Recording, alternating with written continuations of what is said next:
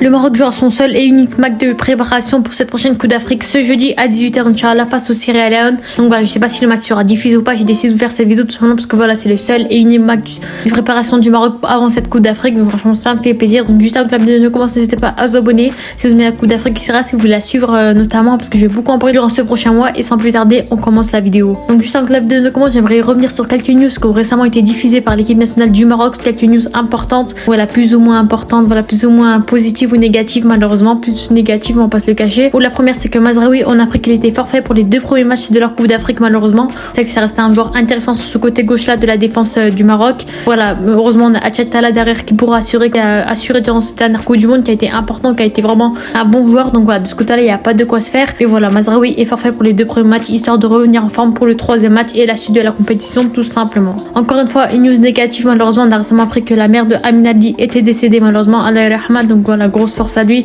C'est une situation assez compliquée, on sait qu'il a manqué les derniers jours de préparation de cette Coupe d'Afrique, il va revenir notamment pour le prochain match amical il me semble, ou pour la Coupe d'Afrique. Donc voilà, grosse force à lui, c'est une situation assez compliquée. Voilà, perdre l'un des êtres les plus chers de notre vie sur cette terre. Donc grosse force à lui quand même, c'est une situation assez compliquée, on va pas se le cacher. Bien sûr, normalement il sera présent pour la prochaine Coupe d'Afrique Inch'Allah. Et voilà, c'est juste pour vous dire que voilà, malheureusement c'est une situation assez compliquée qui peut arriver à n'importe qui. Donc grosse force à lui tout simplement. Donc si on doit revenir maintenant sur concrètement sur l'avant-match opposant le Maroc au Sierra Leone, donc voilà, ça restera le seul match de préparation pour le Maroc. Malheureusement le match contre la Gambie a été annulé pour diverses raisons, mais en tout cas on sait qu'ils auront un match important. C'est un match important bien sûr parce que ça reste le seul et l'unique de préparation avant cette Coupe d'Afrique, contrairement à malheureusement d'autres pays qui heureusement pour eux ont eu d'autres matchs de préparation, plusieurs matchs, mais eux en ont un seul. C'est pour ça qu'il faudra justement en profiter pour faire tourner un maximum l'effectif, tester un maximum de joueurs et de compositions. Voilà, ça restera bien sûr un match très important pour se préparer parce que voilà, c'est là qu'on saura entre guillemets si le Maroc est prêt ou pas pour cette prochaine Coupe d'Afrique. On sait que ça restera un match important. Voilà, si on voit un petit peu les derniers résultats du Sierra Leone, on sait que ça reste une équipe qui a impressionné durant cette dernière Coupe d'Afrique, qui a éliminé l'Algérie, qui franchement a fait de très belles choses avec de très bons résultats assez cohérents et importants, et même surprenants pour une équipe comme celle-ci qu'on connaissait pas forcément avant. Mais malheureusement ces derniers matchs amicaux se sont pas très bien passés pour eux, avec une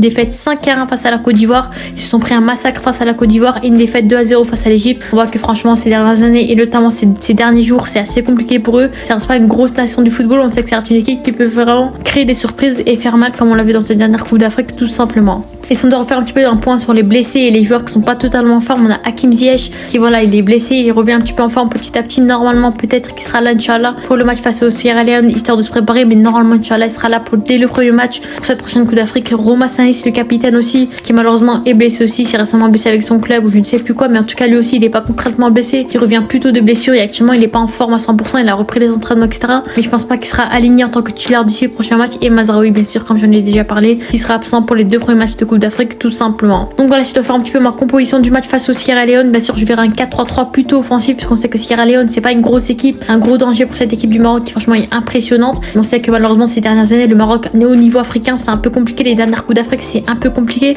On l'a vu qu'ils ont qu'une seule Coupe d'Afrique dans leur histoire et on a vu que d'ici en Coupe du Monde ils étaient vraiment impressionnants face aux équipes européennes, américaines, du monde entier, mais niveau africain ils galèrent un petit peu, c'est un peu compliqué. On a vu qu'ils galèrent notamment durant cette année 2023, franchement ils ont fait des matchs nuls, des défaites etc, mais en tout cas face au Sierra Leone pour moi il faudra jouer purement offensivement et marquer un maximum de buts tout simplement. Bien sûr je mettrai Bounou dans les cages, il n'y a aucun débat là-dessus, c'est le gardien qui assurera cette cage durant cette prochaine Coupe d'Afrique pour cette équipe du Maroc tout simplement. Gardien titulaire qui est bon avec son club actuel en Arabie Saoudite, et franchement de ce côté là il n'y avait aucun débat là-dessus. La défense avec Achetala sur le côté gauche bien sûr sans aucun débat, bien sûr histoire de compenser l'absence de Mazraoui qui malheureusement ne sera pas là, et bien sûr Achetala jouera les 2 premiers matchs de Coupe d'Afrique sûrement sans aucun débat. Sur le côté droit Hakimi, franchement il n'y avait aucun débat aussi, l'un des seuls latérales droits du Maroc actuellement, le meilleur latéral droit au monde actuellement, il n'y avait aucun débat là-dessus. Et la charnière centrale qui va un petit peu changer, bien sûr avec Naïf Aguerd sur ce côté droit, bien sûr qui assure, qui fait un bon début de saison avec le West Ham. Franchement Naïf Aguerd ça reste l'un des grandes défenseurs centrales actuelles d'Afrique. Et sur le côté gauche pour l'accompagner, histoire de remplacer Roma Saïs qui n'est pas frais à 100%, je mettrai Chadjiriat qui fait un gros début de saison avec le Betis Séville,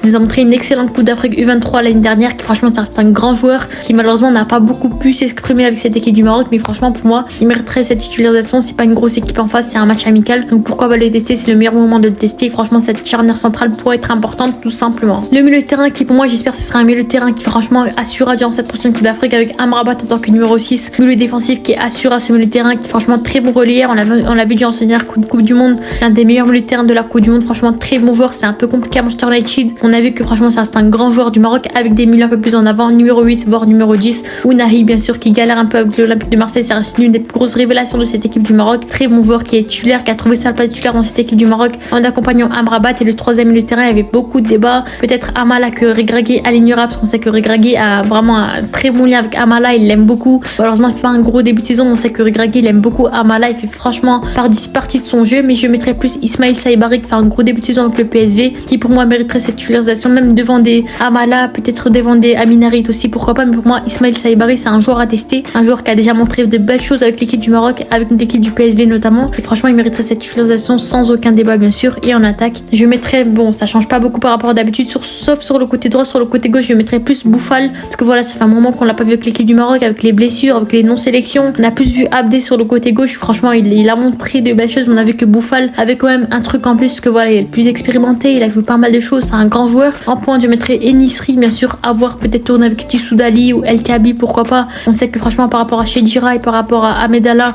on a vu que voilà ce trio de buteurs avec Tissoudali, El Kabi et Enisri, ça reste vraiment de très bons buteurs. Et pourquoi pas tourner histoire de voir un petit peu quel serait le meilleur pour cette prochaine Coupe d'Afrique, même si j'ai aucun débat là-dessus, parce que Enisri méritera sa place sur le côté droit. Je mettrai bien sûr un joueur pour remplacer Ziyech. Pour moi c'est pas le moment de se reblesser encore une fois. Pour moi Ziyech doit revenir petit à petit de sa blessure histoire d'être en forme Inch'Allah pour cette prochaine Coupe d'Afrique. Je mettrai Abdé sur le côté droit, voilà on sait qu'il joue des deux côtés, il galère un petit peu avec le Betis Séville depuis ce début de saison, c'est un peu compliqué, mais pour moi je mettrai Abdé bien sûr, qui voilà on pour voir histoire de le tester. On a pu se tester à gauche avec l'équipe du Maroc, pourquoi pas le voir à droite histoire de compléter ce trio. Voilà Ziyech je le mettrai sur le côté bien sûr, et peut-être Amin Daldi en tant qu'ailier droit aussi, pourquoi pas à la place de Abdé. Et voilà c'est plus ça, c'est à voir avec son état mental etc, parce que récemment avec le décès de sa mère, peut-être il est pas, son mental il est pas frais à 100%, donc histoire de le laisser se reposer, réfléchir un petit peu, c'est un peu mieux pour lui. Mais en tout cas s'il est prêt mentalement etc, physiquement, je pense que pour moi il mériterait du temps de jeu, histoire de le retrouver sur ce côté droit là, histoire de remplacer pourquoi pas Hakim Ziyech durant cette prochaine Coupe d'Afrique tout simplement. Donc voilà, n'hésitez pas à me donner vos avis en commentaire sur la composition tout simplement. Donc voilà, donnez-moi vos avis. Pour moi ça resterait la composition la plus évidente pour cette prochaine Coupe d'Afrique, enfin pour ce prochain match face au Sierra Leone plutôt. Franchement pour moi ça reste une bonne composition offensive qui devra marquer un maximum de buts. Et voilà, au milieu de terrain ça m'étonnerait un petit peu qu'il mettrait Ismail Saibari, hein. Pour moi je sais que Regragui aime beaucoup Amala, un joueur qui pourrait beaucoup apporter dans son style de jeu, mais à voir ce qui va se passer. Mais pour moi je verrais plus Ismail Saibari tout simplement. Donc voilà, en conclusion, vous savez que ça restera un match facile d'entraînement entre guillemets. Après il n'y a pas de match facile en Afrique, on le sait, il y a beaucoup de concurrents, beaucoup de grosses équipes, de petites équipes même qui peuvent s'illustrer et montrer de très belles choses, qui peuvent créer la surprise. Voilà, ça sera bien sûr un match de préparation à la Coupe d'Afrique, faudra en profiter un maximum pour trouver la compo parfaite. Vous savez que voilà, Regragui malheureusement n'a pas eu beaucoup de matchs amicaux à disposition pour s'entraîner etc, avec de nombreuses annulations etc. Voilà, on sait qu'en plus le Maroc a un très gros effectif avec des doublures excellentes, donc c'est pour ça qu'il faudra tester un maximum de joueurs. Franchement ils ont beaucoup de choix, un énorme choix tout simplement. Franchement c'est là ce qui est intéressant du côté du Maroc, beaucoup de rotations très intéressantes, et franchement cette équipe du Maroc a un gros potentiel, et pour moi bien sûr pourra prétendre à ce titre de Coupe d'Afrique tout simplement. Et bien sûr le plus important pour moi ce sera de tester les potentiels aussi, comme des Chadjiriat par exemple qui montrent de très belles choses avec le Betis Séville en ce début de saison. Très bon joueur qui pour moi franchement sera la relève de cette équipe du Maroc, de cette charnière à Guerre des Saïs, pourquoi pas. Ismail Saibari joueur à tester aussi, très bon joueur qui montre de très belles choses dans ce début de saison, très grosse révélation. Et bien sûr Ami Richardson qui pour moi je verrai en tant que milieu de terrain, pourquoi pas. Très bon joueur aussi qui franchement montre de très belles choses avec le Stade de Reims en ce début de saison. Et franchement le Maroc a vraiment de très gros potentiel, de très grands jeunes joueurs qui peuvent s'illustrer et être la relève du Maroc de demain tout simplement, de cette prochaine Coupe d'Afrique. Et voilà, pour moi il faudrait tester un maximum de potentiels qui ont le niveau tout simplement. Et pour moi franchement l'équipe du Maroc a vraiment un très gros effectif tout simplement. Donc je dois faire mon pronostic un peu de ce match là. Je pense que le Maroc gagnera ce match 3-0 au minimum, parce qu'on va lancer que voilà, Sierra Leone s'est pris pas mal de buts par la Côte d'Ivoire, par l'Egypte. Ils ont pas une énorme défense non plus, une énorme équipe en général, tout en la respectant bien entendu. Mais voilà, je pense que le Maroc gagnera ce match facilement entre guillemets, sans manquer de respect à l'équipe du Sierra Leone, au minimum 3-0 si possible. Mais en tout cas le Maroc devra jouer offensivement face à cette équipe, jouer son football, s'entraîner et montrer de quoi ils sont capables avant cette prochaine Coupe d'Afrique, prévenir l'Afrique, on va pas se le cacher. Et voilà tout simplement. Donc voilà, si la vidéo vous plaît, n'hésitez pas à vous abonner et bien sûr à liker pour m'aider un maximum dans le référencement. C'était Miu, on dit à la prochaine, ciao.